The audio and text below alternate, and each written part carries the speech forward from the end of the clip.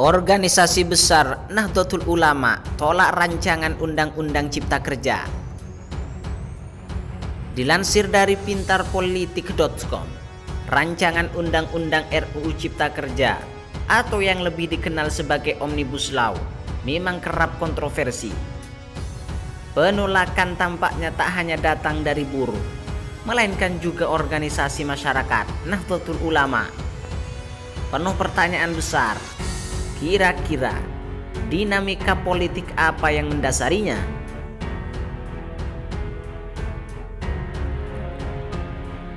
Pandemi virus corona atau COVID-19 tampaknya membuat beberapa orang terpaksa harus menelan kerugian dan kesedihan. Bagaimana tidak? Dampak ekonomi yang disebabkan pandemi kali ini bisa-bisa menjadi salah satu yang terparah sejak resesi ekonomi yang disebut dengan depresi besar.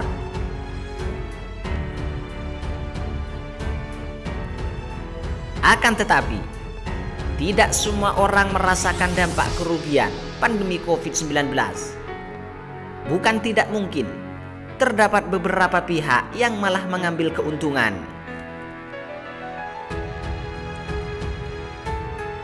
Pihak-pihak yang diduga menimbun masker disebut menjadi pihak yang memanfaatkan situasi kelangkaan di tengah pandemi COVID-19.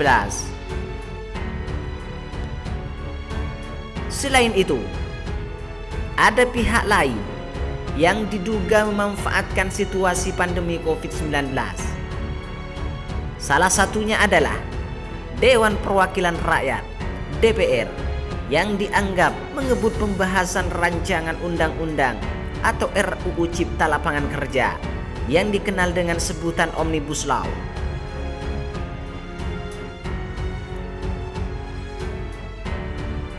Banyak pihak menyoroti pembahasan tersebut. Salah satu kelompok yang paling lantang adalah kelompok buruh yang sempat merencanakan demonstrasi besar guna menolak Omnibus Law. Tak hanya buruh, kini penolakan rancangan undang-undang datang dari kelompok organisasi masyarakat atau ormas yang mana wakil Presiden Ma'ruf Amin menjadi bagian di dalamnya, yaitu Nahdlatul Ulama.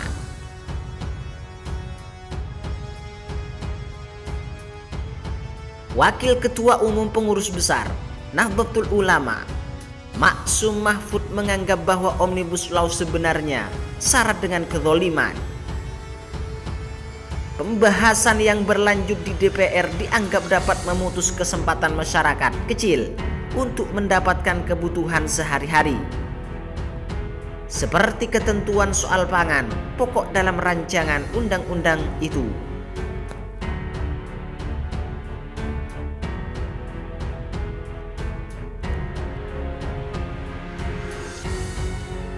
Wakil Ketua Umum PBNU itu menilai bahwa pembahasan Omnibus Law sudah seharusnya dihentikan.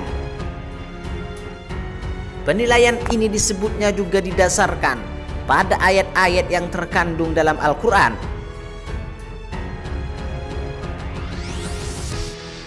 Tentu, gagasan yang diungkapkan oleh Maksum ini menimbulkan beberapa pertanyaan.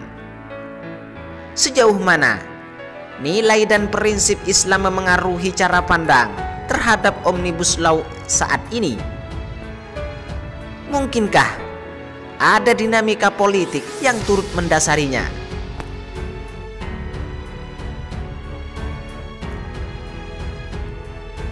Islam dan kapitalisme.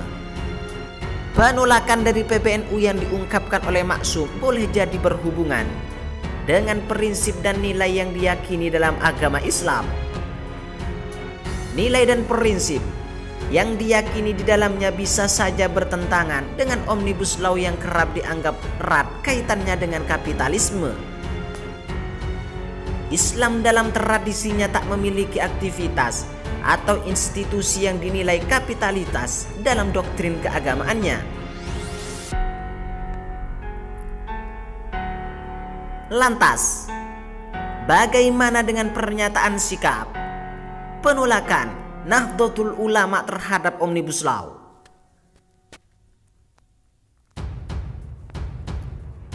Bukan tidak mungkin penolakan PBNU terhadap Omnibus Law turut didasarkan pada dua hal, yakni doktrin keagamaan Islam dan faktor historis politik Islam di Indonesia yang kerap menjadi basis bagi ketidakpuasan sosial.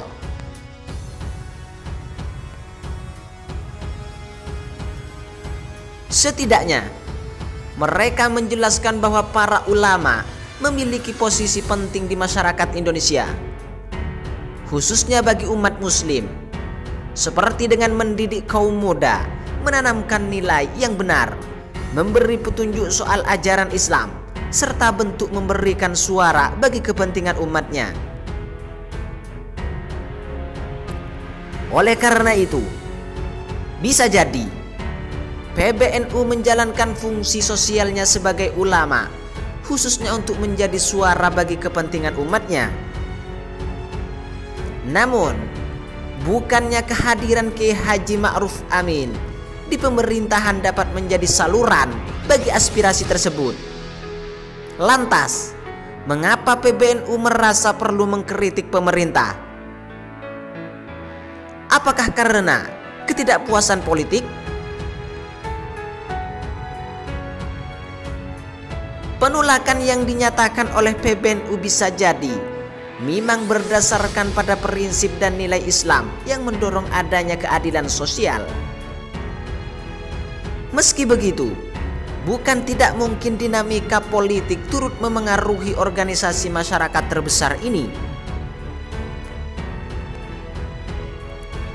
Pasalnya, tak jarang PBNU dianggap memiliki kedekatan dengan beberapa aktor politik tertentu.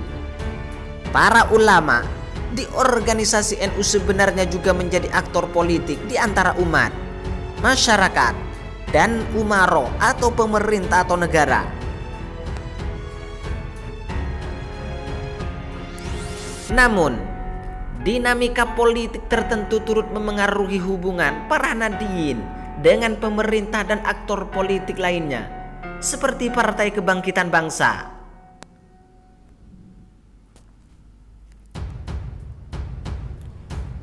Partai Kebangkitan Bangsa sendiri merupakan partai yang didirikan oleh Abdurrahman Wahid atau Gus Dur, yang juga merupakan tokoh besar dalam organisasi kemasyarakatan Nahdlatul Ulama. Uniknya, meski memiliki khitah untuk tak campur tangan dalam politik, Nahdlatul Ulama dinilai memiliki pengaruh dan kepentingan tertentu.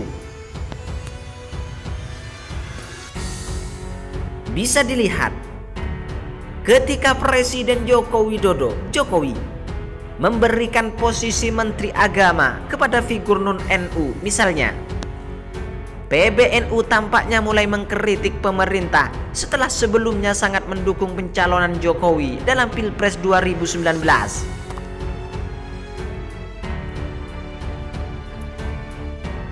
Posisi Kementerian Agama bisa jadi memang penting bagi NU. Kementerian Agama merupakan lembaga pemerintah yang berwenang dalam mengatur pondok pesantren. Tidak dapat dipungkiri bahwa institusi pendidikan pesantren ini memiliki peran sentral bagi Nahdlatul Ulama. Ribuan pesantren di bawah naungan organisasi ini dapat memengaruhi kehidupan spiritual dan sosial masyarakat. Boleh jadi penolakan NU terhadap Omnibus Law ini berhubungan dengan ketidakpuasan organisasi ini terhadap pemerintahan Jokowi.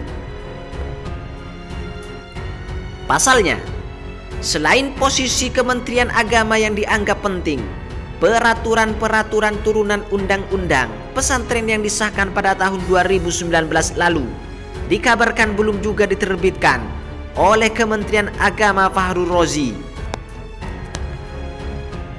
Boleh jadi dari sini penolakan PBNU terhadap Omnibus Law didasarkan pada ketidakpuasan politik. Ketidakpuasan politik dapat timbul apabila persoalan dipersepsikan muncul akibat sistem politik yang ada.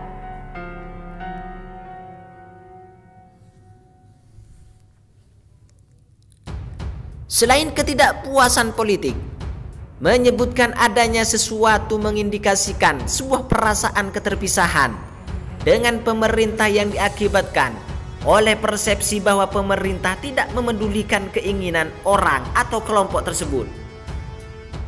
Boleh jadi perasaan-perasaan seperti ini tengah dirasakan oleh Nahdlatul Ulama dan beberapa aktor politik yang terkait. Pasalnya, selain menolak Omnibus Law, Partai Kebangkitan Bangsa (PKB) juga dikabarkan mempertanyakan kebijakan kartu prakerja yang dicanangkan oleh Presiden Jokowi. Meski begitu, kemungkinan akan adanya perasaan ini belum pasti benar adanya. Pasalnya, karena berbicara soal perasaan, hanya orang atau kelompok itu yang benar-benar mengetahuinya. Yang jelas, sikap kritis PBNU dan PKB boleh jadi terus bermunculan selama periode kedua pemerintahan Jokowi, entah hingga kapan.